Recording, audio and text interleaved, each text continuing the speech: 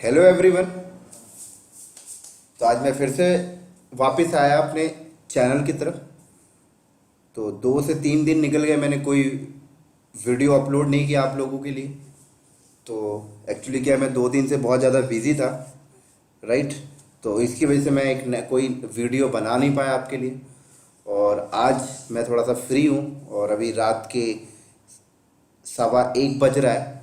तो यही मेरे को एक टाइम मिला है फ्री, तो मैंने सोचा आप लोग को एक वीडियो बना के दे देता हूँ बढ़िया सा, ठीक है।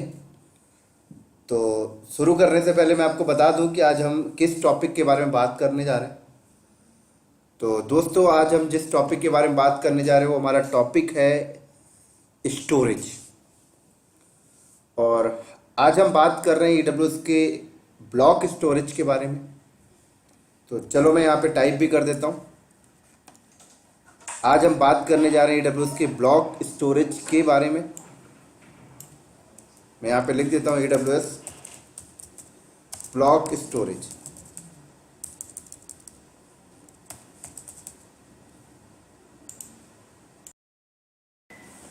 तो मैंने यहाँ पे टाइप कर दिया AWS ब्लॉक स्टोरेज के बारे में बात करने जा रहा हूँ, ठीक है। तो दोस्तों, ब्लॉक स्टोरेज को स्टार्ट करने से पहले मैं थोड़ा सा ब्लॉक स्टोरेज के बारे में आपको डैश में बताना चाहता हूँ, थोड़ा सा ब्रीफ में बताना चाहता हूँ कि ब्लॉक स्टोरेज होता क्या है। क्लियर? तो समझाता हूं मैं आपको। फॉर एग्जाम्पल, आपने मार्केट से एक स्टोरेज लिया, राइट। ये स्टोरेज है और मान लेते हैं ये स्टोरेज का जो साइज है 500 GB का स्टोरेज है। तो आपने मार्केट से एक 500 GB का स्टोरेज खरीदा। अब आप इस 500 GB के स्टोरेज में आप अपना डेटा रखना चाहते हो। तो आप डेटा को रखने से पहले क्या करते हो? क्या आप मार्केट से आप स्टोरेज खरीदते हो और क्या आप उस पर डायरेक्टली डेटा कॉपी कर लेते हो? नहीं दोस्तों, आप सबसे पहले क्या करते हो, उसको फॉर्मेट करते हो। चाहे वो पेन ड्राइव हो, चाहे आपका USB हार्ड डिस्क हो, चाहे आपका इंटरनल हार्ड डिस्क हो, आप उस पर डेटा कॉपी करने से पहले क्या करते हो? फॉर्मेट करते हो। तो आप लोगों ने एक चीज ऑब्जर्व किया होगा कि जब हम उसको फॉर्मेट करते हैं तो उस स्टोरेज में होता क्या है। मैं आपको बता दूं, उस स्टोरेज में ब्लॉक बनते हैं जिसको हम बोलते हैं सेक्टर। टेक्निकल लैंग्वेज में हम उसको बोलते हैं सेक्टर, कि इतने सेक्टर हमारे इस स्टोरेज में है। तो क्या बनते हैं दोस्तों? ब्लॉक बनते हैं और एक ब्लॉक का साइज होता है। तो मान लेते हैं कि यहां पर ब्लॉक बन गया, राइट। ये स्टोरेज में क्या हुआ, आपने फॉर्मेट किया तो ब्लॉक बन गया ऐसे। मैं बता देता हूं, इस तरह से आपका ब्लॉक बन गया। तो आपके 500 GB स्टोरेज में क्या हुआ, आपने जब फॉर्मेट किया तो उस पर ब्लॉक बन गए, राइट। एक ब्लॉक, 2 ब्लॉक, 3, 4, 5, 6, 7, 8, ऐसे आप मल्टीपल्स ब्लॉक्स बन जाते हैं। और ईच ब्लॉक का साइज होता है। हर एक ब्लॉक का क्या होता है? एक पर्टिकुलर साइज होता है कि एक ब्लॉक में इतना ही डेटा स्टोर हो पाएगा। तो अभी मैं आपको समझाने के लिए मैं बता देता हूं कि मेरे ब्लॉक का जो साइज है वो 512 MB का है। ऐसे समझो कि 500 GB का हार्ड डिस्क है, इसके अंदर ब्लॉक कितने? 1, 2, 3, 4, 5, 6, 7, 8, 9, 10, 11, 12, 13, 14, 15। तो 15 ब्लॉक मेरे पास है और हर एक ब्लॉक का साइज 512 MB का है, ठीक है। अब मैं चाहता हूं कि मेरे पास डेटा है, मेरे पास अपना डेटा है 2 GB का, राइट। मेरे पास अपना 2 GB का डेटा मेरे पास है और मैं 2 GB डेटा को इस पे स्टोर करना चाहता हूं, मतलब ये 500 GB हार्ड डिस्क पे रखना चाहता हूं, ठीक है। तो जब आप अपना 2 GB का डेटा इस 500 GB के हार्ड डिस्क में अगर आप कॉपी करोगे तो देखो यहां पर इस 500 GB के हार्ड डिस्क में कितने ब्लॉक है? 15। लेकिन मैं आपसे पूछूं कि 2 GB डेटा को स्टोर करने के लिए कितने ब्लॉक को ऑक्यूपाई करेगा, कितने ब्लॉक को रिजर्व करेगा? तो 4 ब्लॉक को ये रिजर्व करेगा, राइट। कितने को करेगा? 4। 1, 2, 3, 4, क्योंकि एक ब्लॉक का साइज 512 MB का है। 4 ब्लॉक 2 GB डेटा को रखने के लिए इसने क्या किया, 4 ब्लॉक को रिजर्व कर लिया। तो अगर अब आपसे कोई पूछता है कि आपका 2 GB का डेटा किस स्टोरेज में आपने रखा, आपने बोला 2 GB का डेटा हमने एक स्टोरेज पे रखा है, और अगर आपसे कोई पूछे कि किस फॉर्मेट में सेव है, तो मैं आपको बता दूं आपका 2 GB का डेटा ब्लॉक के फॉर्मेट में सेव है, राइट। तो जब आपका डेटा किसी स्टोरेज में ब्लॉक के फॉर्मेट में सेव होता है दोस्तों, तो हम उसको कहते हैं ब्लॉक बेस्ड स्टोरेज। तो ये एक डेफिनेशन है ब्लॉक बेस्ड स्टोरेज की, ठीक है। तो आज हम पढ़ने जा रहे हैं कि AWS के ब्लॉक बेस्ड स्टोरेज के बारे में। तो बहुत इंपॉर्टेंट पार्ट है, समझ में आ रही होगी मेरी बात आपको, मैं क्या बात करने जा रहा हूं। बहुत ही इंपॉर्टेंट पार्ट के बारे में आज हम आप लोगों से बात करने जा रहे हैं। क्लियर? तो चलो मैं बात करता हूं कि ब्लॉक बेस्ड स्टोरेज कितने टाइप के हैं। तो दोस्तों ब्लॉक बेस्ड स्टोरेज यहां पर मल्टीपल टाइप के हैं। आपका एक है EBS, राइट, एक आपका EBS है यहां पर,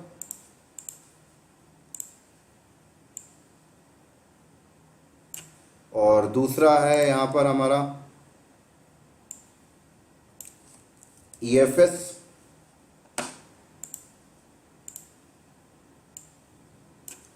और तीसरा हमारा यहां पर है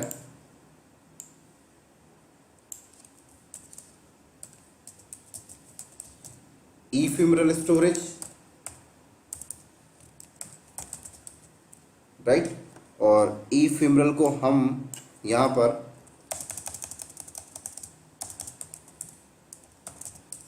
इंस्टेंस स्टोरेज के नाम से भी कॉल करते हैं, और इसी को हम बात करें तो टेम्परेरी स्टोरेज के नाम से भी कॉल करते हैं। तो समझ में आ रही है मेरी बात यहां पर। तो 3 टाइप के ब्लॉक बेस्ड स्टोरेज अवेलेबल है AWS पे।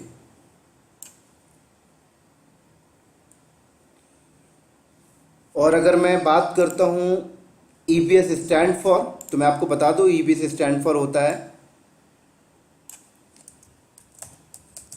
इलास्टिक ब्लॉक स्टोरेज, ठीक है, ये हमारा EBS स्टैंड फॉर। और अगर मैं EFS स्टैंड फॉर की बात करूं, तो हमारा EFS स्टैंड फॉर होता है elastic file system. Clear?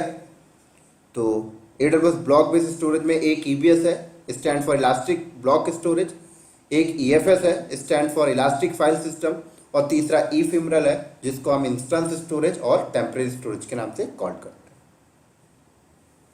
Clear?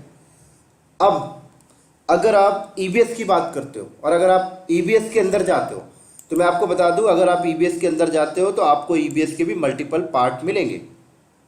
जैसे आपको EBS का एक पार्ट मिल जाएगा यहां पर SSD वॉल्यूम। क्या दोस्तों?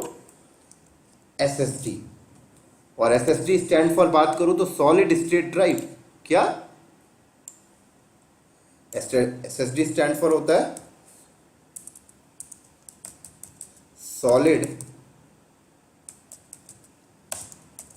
State drive. हमारा SSD स्टैंड फॉर क्या हुआ? Solid state drive. और इसी का एक पार्ट होता है HDD, और HDD स्टैंड फॉर क्या होता है? Hard disk drive.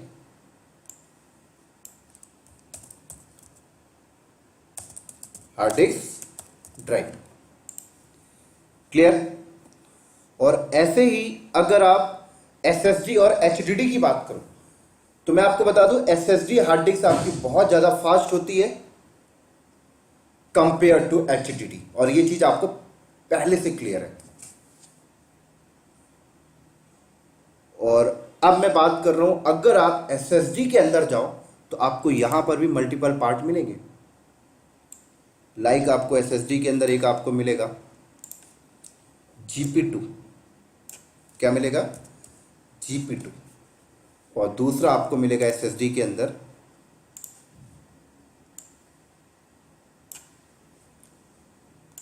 IO1।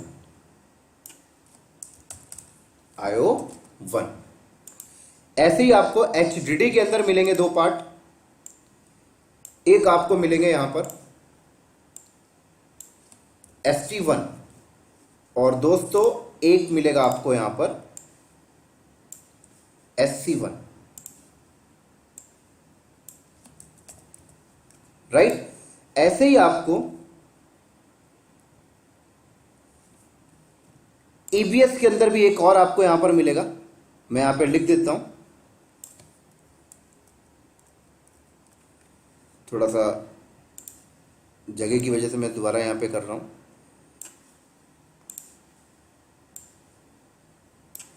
SC1 और ऐसे ही आपको EBS के अंदर एक और मिलेगा दोस्तों, यहां पर मैं लिख रहा हूं मैग्नेटिक हार्ड डिस्क। क्या? Magnetic disk, magnetic disk. तो SSD, HDD और मैग्नेटिक तीनों के तीनों किसके पार्ट है? EBS के, इलास्टिक ब्लॉक स्टोरेज। और मैग्नेटिक की बात करें तो बहुत ही स्लो स्टोरेज है। ये AWS ने स्टार्टिंग में लाया था और अब ये AWS अपने सर्विसेज को खत्म करने वाला है, कुछ दिनों के बाद ये आपको नहीं मिलेगा। क्लियर? तो ये EBS के पार्ट है। और अगर हम थोड़ा सा डिटेल में जाएं तो EBS के अंदर SSD के GP2 के हिस्ट्री की बात करेंगे, अब IO1 के हिस्ट्री की बात करेंगे, SC1 के हिस्ट्री की बात करेंगे, ST1 के हिस्ट्री की बात करेंगे, मैग्नेटिक डिस्क के हिस्ट्री की बात करेंगे। तो डिटेल पे जाएंगे तो बात करेंगे। तो चलते हैं GP2 के हिस्ट्री के बारे में। तो अगर आप GP2 के हिस्ट्री पे चले जाते हो तो हिस्ट्री पे यहां पर क्या होगा, देखो हिस्ट्री पे ये है कि अगर आप GP2 को सेलेक्ट करते हो तो आप मिनिमम 1 GB का वॉल्यूम बना सकते हो और मैक्सिमम 16 TB का। और यहां पर जो आपको IOPS मिलेगा वो IOPS आपको यहां पर मिलेगा दोस्तों 16,000। कितना IOPS मिलेगा आपको यहां पर? 16,000। और अभी मैं आपको समझाऊंगा ये IOPS है क्या। ऐसे यहां पर एक थ्रूपुट होता है। क्या होता है यहां पर? एक और थ्रूपुट होता है। और थ्रूपुट कितना मिलता है वो यहां पे टाइप करते हैं अब हम। तो यहां पे मैं लिख देता हूं थ्रूपुट। और थ्रूपुट दोस्तों आपको यहां पर मिलेगा 250 MB, राइट। तो ये आपका GP2 की हिस्ट्री है। किसकी हिस्ट्री है? ये GP2 की हिस्ट्री है। क्लियर? तो अब मैं आपको समझाता हूं। मिनिमम वॉल्यूम का साइज 1 GB आपको समझ में आ गया, मैक्सिमम वॉल्यूम का साइज आपको 16 TB समझ में आ गया। अब ये IOPS क्या है इस चीज को समझो। तो दोस्तों ये जो IOPS है ना, ये होता है इनपुट आउटपुट पर सेकंड। और एक डिस्क का परफॉर्मेंस IOPS पे ही डिपेंड करता है। एक डिस्क के ऊपर जितना ज्यादा IOPS होगा आप समझ जाओ तो वो डिस्क उतनी ज्यादा फास्ट होगी, क्योंकि IOPS का मतलब होता है इनपुट आउटपुट पर सेकंड। एक डिस्क के ऊपर आप जितना ज्यादा इनपुट आउटपुट बोले तो रीड और राइट का ऑपरेशन कर लोगे उतना ज्यादा वो डिस्क फास्ट होगी। तो यहां पर GP2 के ऊपर 1 सेकंड में आप 16,000 बार इनपुट आउटपुट का ऑपरेशन कर पाओगे। 1 सेकंड में 16,000 बार आप रीड राइट का ऑपरेशन कर सकते हो। थोड़ा सा ब्रीफ में समझाता हूं। मान लो ये आपका डिस्क है और इस डिस्क के ऊपर आप रीड राइट कर रहे हो। इस डिस्क के ऊपर आप क्या कर रहे हो दोस्तों? Read write. ये जो मैं लिख रहा हूं डॉटेड, आप समझ लो रीड राइट हो रहा है। तो 1 सेकंड में आप 16,000 बार कर रहे हो सर। यहां पर 1 सेकंड में 16,000 बार ये चीज हो रही है।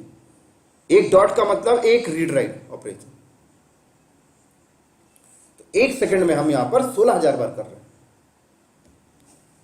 राइट। तो उसको कहते हैं आईओपीएस, इनपुट आउटपुट पर सेकंड। तो जीपी2 डिस्क के ऊपर एक सेकंड में 16,000 बार आप इनपुट आउटपुट ऑपरेशन कर रहे हो। क्लियर। अब बात करते हैं थ्रूपुट की। थ्रूपुट क्या है? थ्रूपुट बोले तो डेटा का साइज। आप एक सेकंड में 16,000 बार रीड राइट का ऑपरेशन कर रहे हो, बट एक बार का साइज कितना है? रीड राइट का ऑपरेशन कितनी बार हो रहा है एक सेकंड में? 16,000 बार, बट एक बार का डेटा का साइज कितना है? 250 MB। अप टू 250 MB तक हो सकता है। समझ में आ गई? तो ये आपके GP2 की हिस्ट्री है। तो अब ऐसी बात करते हैं IO1 की हिस्ट्री के बारे में। तो IO1 की अगर हिस्ट्री पे जाओगे तो इसकी भी हिस्ट्री आपको मिलेगी, और मैं यहाँ पे IO1 की हिस्ट्री आपको बता देता हूँ। और यहाँ पर IO1 की हिस्ट्री अगर बात करूँ तो मिनिमम 4 GB का वॉल्यूम आपको बनाना पड़ेगा। मैं यहाँ पे लिख देता हूँ मैक्सिमम आपको 16 TB, जगह नहीं है मेरे पास इसलिए साइड पे लिख रहा हूँ। ऐसे यहाँ पर अगर मैं IOPS की बात करूँ तो IOPS यहाँ पे आपको 64,000 मिलेगा। और ऐसे यहाँ पर थ्रूपुट की हम बात करें तो यहाँ पर आपको थ्रूपुट 1000 MB मिलेगा। तो देखा जाए आपका IO1 का परफॉर्मेंस और अच्छा होगा, क्योंकि IOPS भी ज़्यादा है और थ्रूपुट भी ज़्यादा है। क्लियर। तो ये चीज़ें आपको समझ में आ रही होंगी।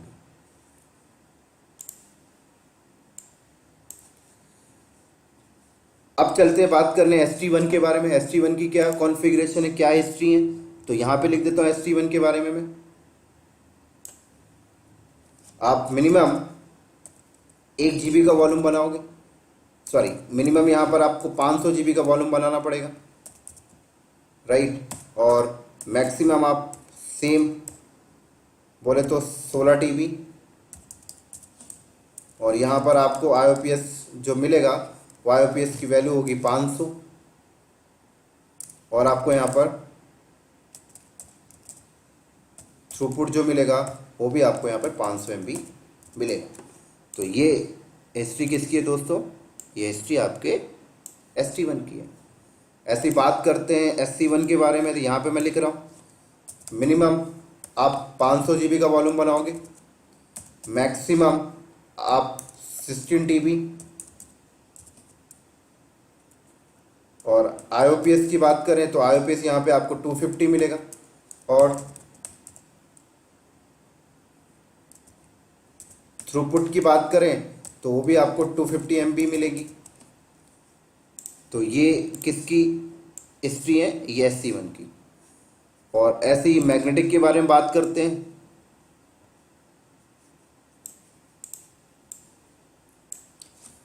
तो मैग्नेटिक मिनिमम आप 1 GB का वॉल्यूम बनाओगे, मैक्सिमम आप 1 TB का वॉल्यूम बनाओगे। और यहाँ पर IOPS की बात करें तो नॉट एप्लीकेबल, कोई फिक्स नहीं है, आपके अकॉर्डिंग नहीं मिलेगा। और थ्रूपुट की बात करें तो थ्रूपुट भी आपको यहाँ पर नॉट एप्लीकेबल है दोस्तों।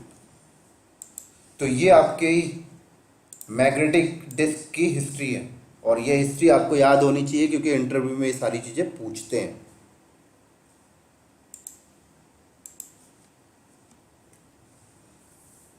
क्लियर। और ऐसे ही अगर हम EFS की बात करें तो EFS का कोई पार्ट नहीं होता, ई फिमरल का भी कोई पार्ट नहीं होता, ठीक है। इनकी लैब करेंगे तो आपको और ज़्यादा समझ में आएगा।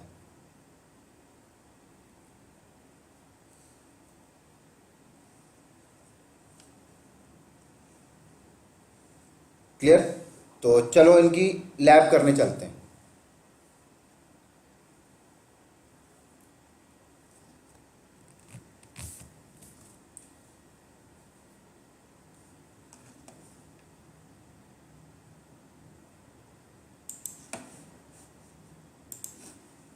तो ये मेरा AWS कंसोल पे आ गया।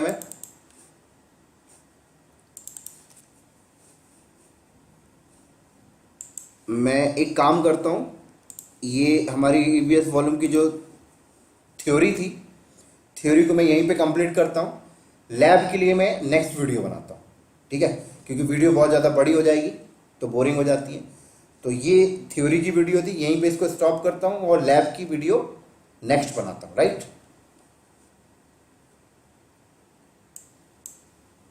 Okay, bye bye.